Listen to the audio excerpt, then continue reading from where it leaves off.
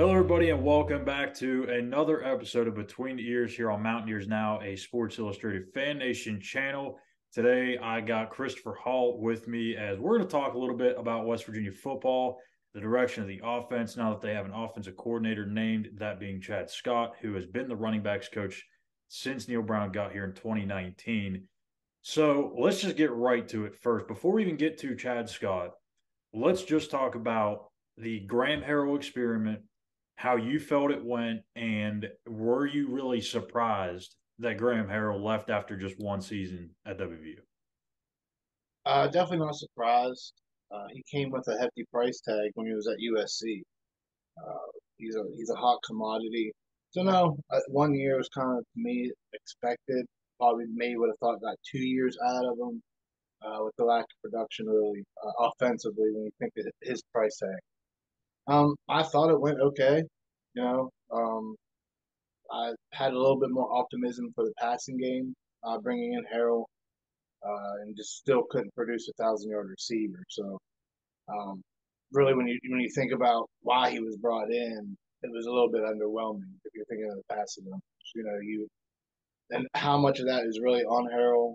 It's kind of debatable because those receivers may didn't really do any better under him. And at some point, where do you start placing blame? I mean, there was plenty of opportunities for receivers to have big games, and we saw the drop passes in some of the games. Now, there was games where they didn't have any drop passes, and it was just back to inconsistency with the receivers. So I think it.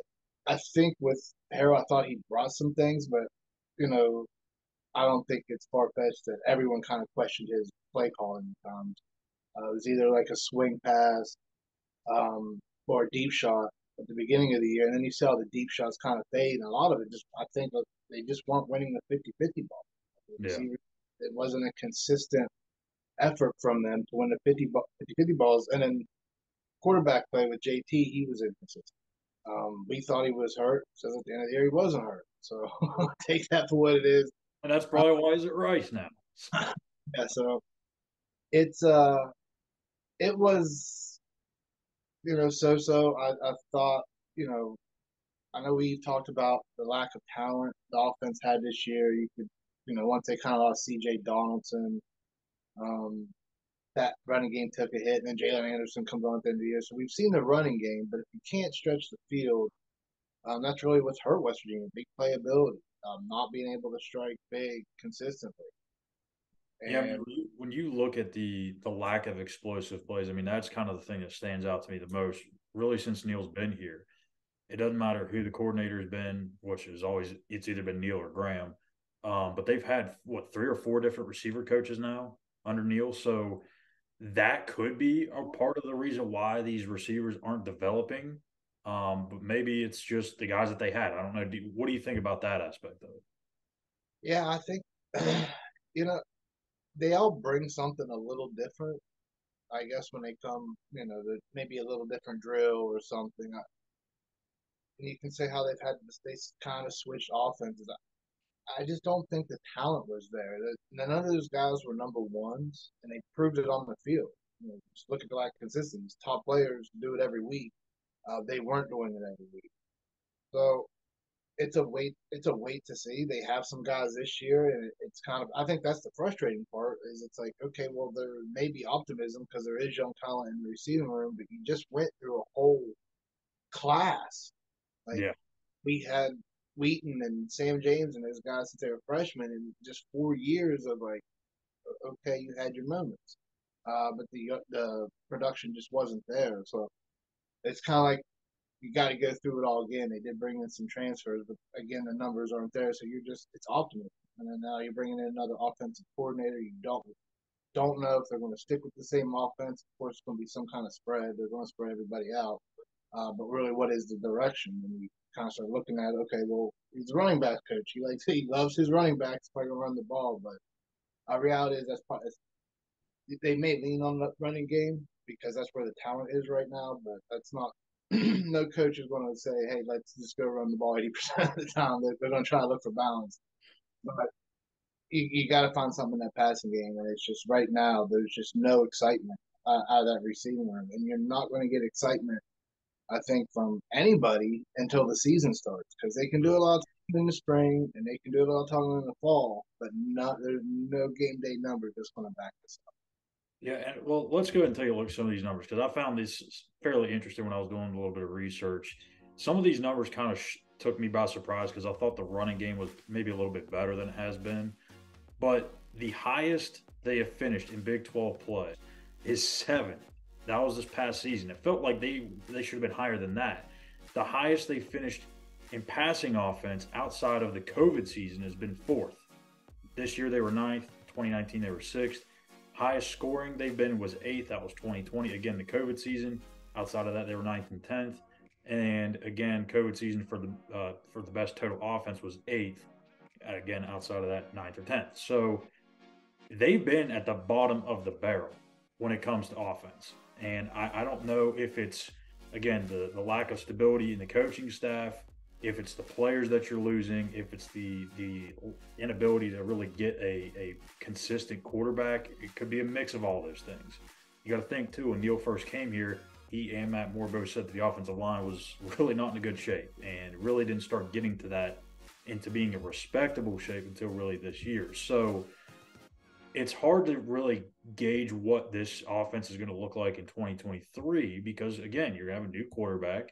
You're going to have some new guys at receiver. You're going to have technically a new offensive coordinator.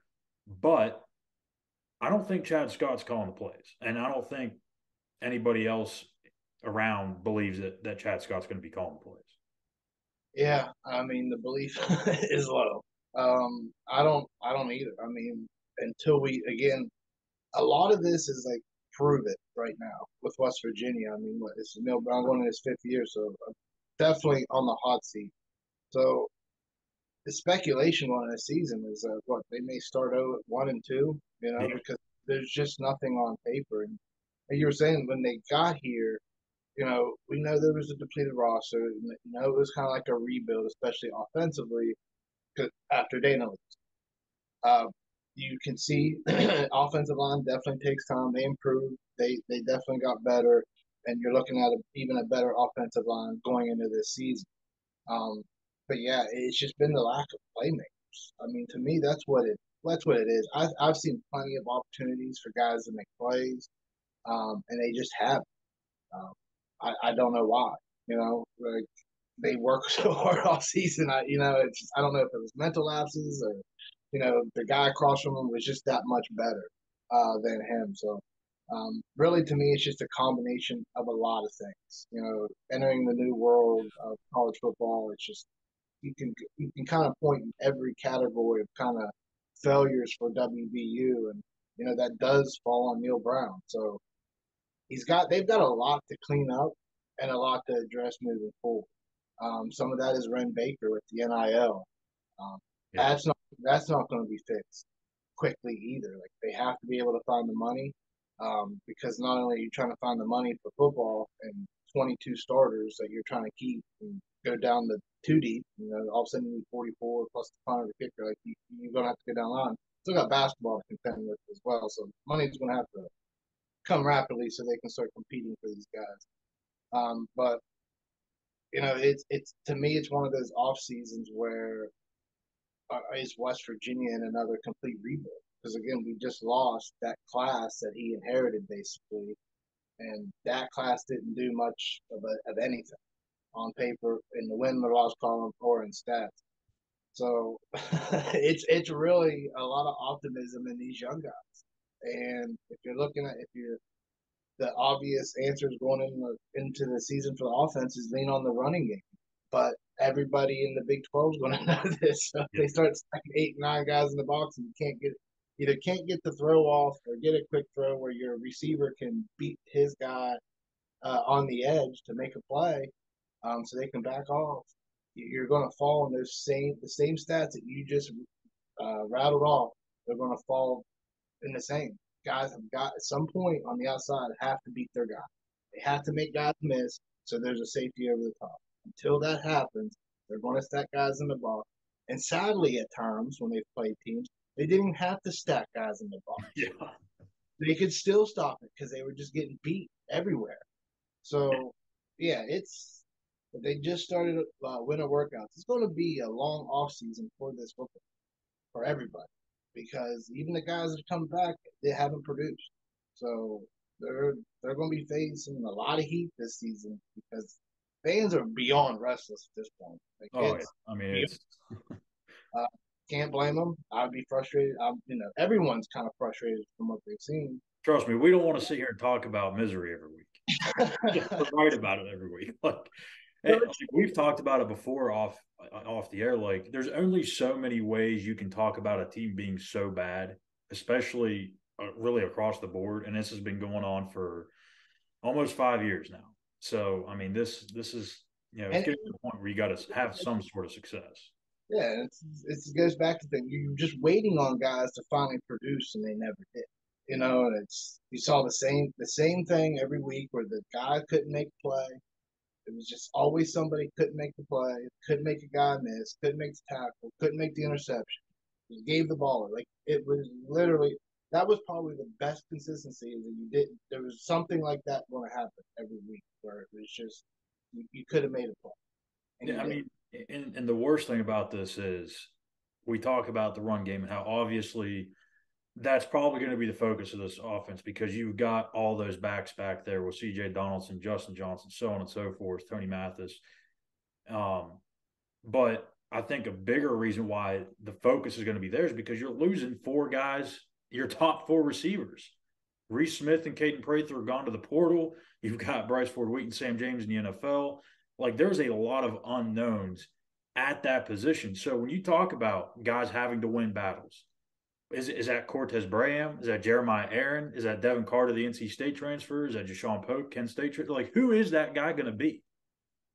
Yeah, and this is where Chad Scott's going to have to earn his money. Like you have to get creative with the running game. Can you put two or three of those guys out there? Can you get a little hesitation out of the defense? Can you do a misdirection one way where your line hold up long enough to do a misdirection to get the defense going one way and get your guys and get the edge on the outside?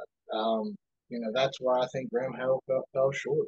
If you're Yeah. looking offense overall through Neil Brown's tenure, the lack of creativity has been, I mean, it's highlighted.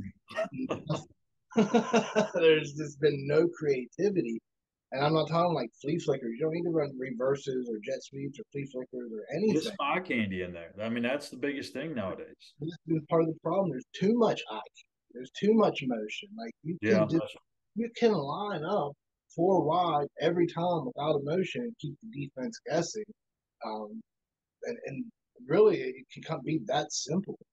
Just by using like okay, there goes the running back out in the swing. The linebacker has to make a decision. You can do a cross route. They start doing that. You can start running other things. A quick pass to the outside, at the post. Like there's a million things you can do in just a four wide set.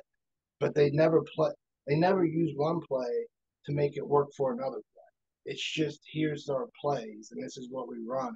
I just feel like they never build off the success they have to create other success. They just run plays. So And eye candy too, like yes, it can be a good thing, but it can also be a bad thing. You can have bad eye candy. Just because you have eye candy doesn't mean it's going to work. Like if you use the same formations, the same sets, and you still have the same guy going in motion every single time, that little run around the backfield or the quarterback, whatever the heck that is, that new thing that they've come up with, and it's the same. There's only two or three options out of that. It's going to be an RPO, quick pass out to the outside, or it's going to be a handoff. So it's either one of those two things. and They've it does. got What's so crazy about it? You don't have to do that. Like you don't have yeah.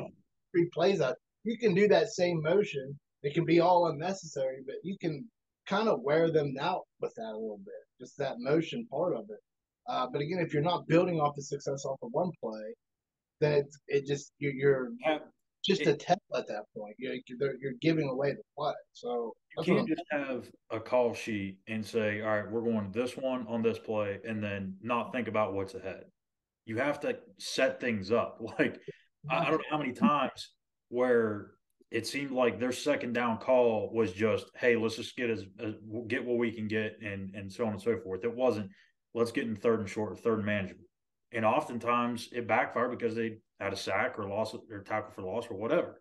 Like they have to be, to your point, they have to set the next play up. And I don't think they did that enough. And what you have to do that even more if your guys aren't winning one-on-one battles on the outside. So I don't know, but I mean, there's only a few offenses out there and we're talking about the highest level that kind of can dictate to what they want to do. You know, what I mean, sure, there's a sure. handful of teams in college football that can do that. And I would, you know, you can kind of go through the programs each year. You know, Lincoln Riley's offense can basically do what they want, but when they, you know, when they do face a team, they do build off success, and that's why he is so good. So they've got to do something there, and I think with Chad Scott, that's really what he needs to build off of. Can he build off of that running game with the success? You know, that's what play action's for. If you build success on the running game, you can suck in those safeties on play action.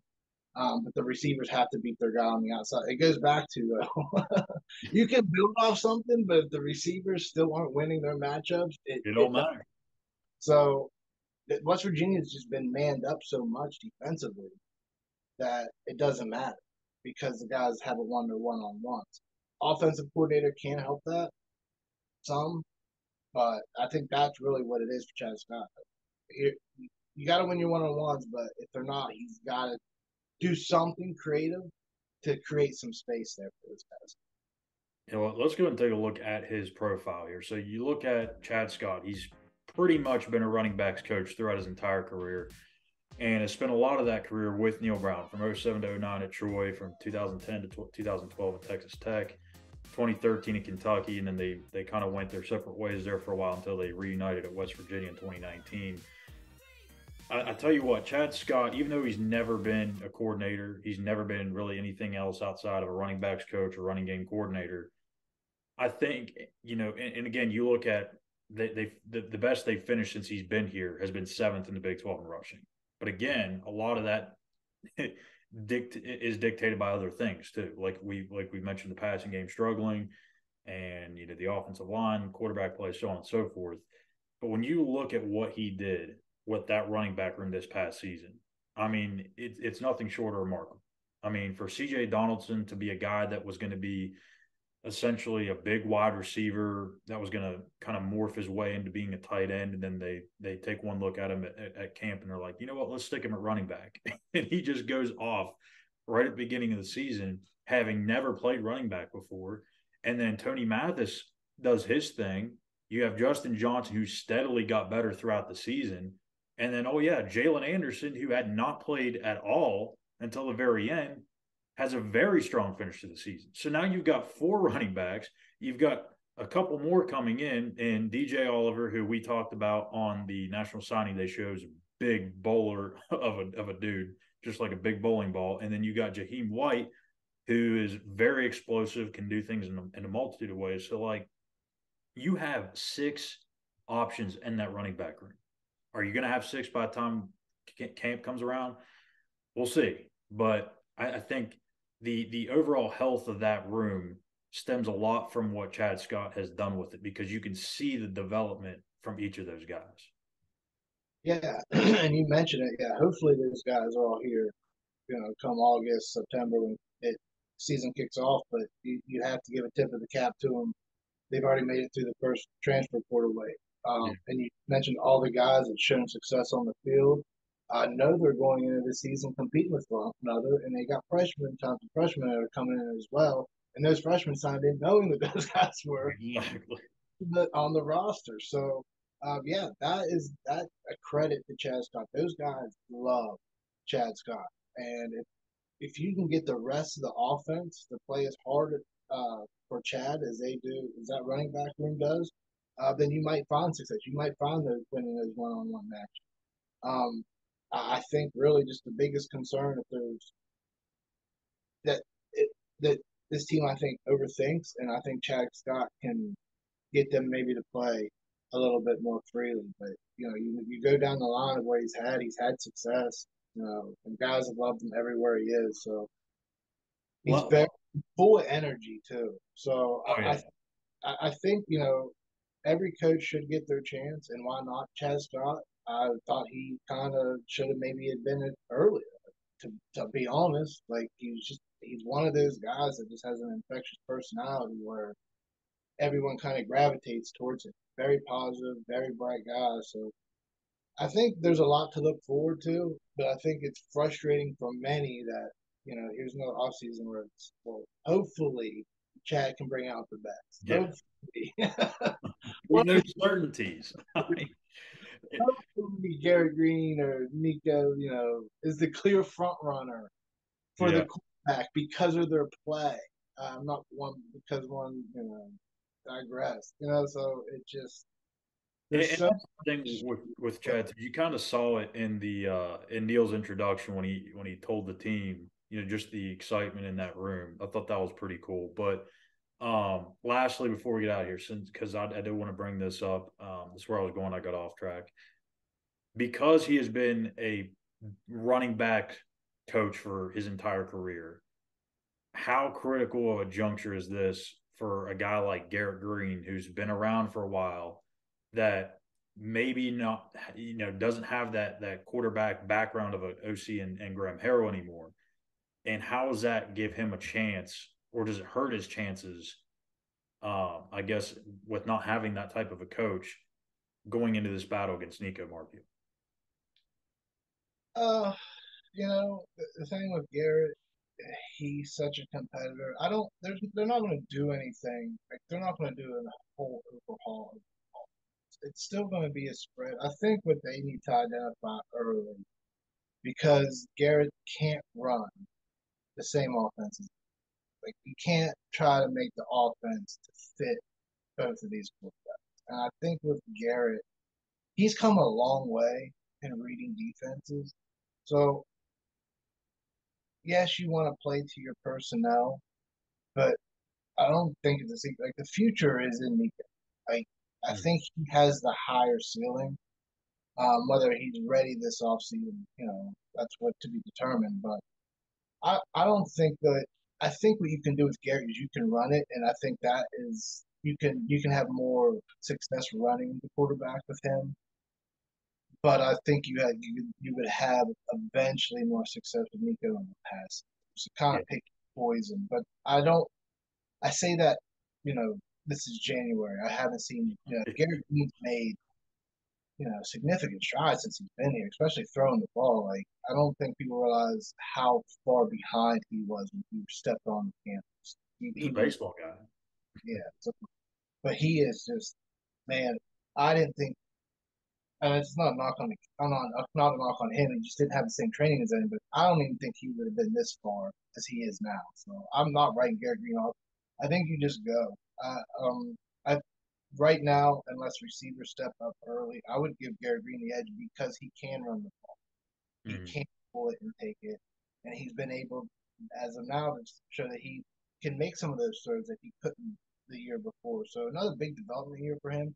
I think you can kind of just roll in with Garrett Green and kind of like, okay, well we can run the read option with Garrett, and you can still do it with Nico. But I think with Nico, you highlight his arm far more than you do his leg. And the one thing that Neil's pointed out too, and he's not the only coach that says this, you never want to put a quarterback in before he's ready, or before, when he's not ready is what I should say. Because if you put that quarterback in a position where he's not ready, it damages confidence, and you may never get that kid back. Now Nico had to play in the game at the end of the season due to the injuries, but I mean, I think you got to be careful. I think you really got to be careful. So we'll see what happens. Um, it's going to be a fun off season. Wink, wink, nudge, nudge. But yeah, we'll see what happens when we get the spring ball. That should tell us a little bit about what direction this West Virginia offense is going in and what it's going to look like when we get to the fall. So that's going to do it for Christopher Hall. I'm Schuyler Callihan. This has been another episode of Between the Ears. Be sure to subscribe on YouTube at Mountaineers Now and follow us on Twitter at Mountaineers Now as well. We'll be back Saturday night to recap West Virginia and Texas on the Mountaineers Now postgame show. So until then, we'll see you guys later.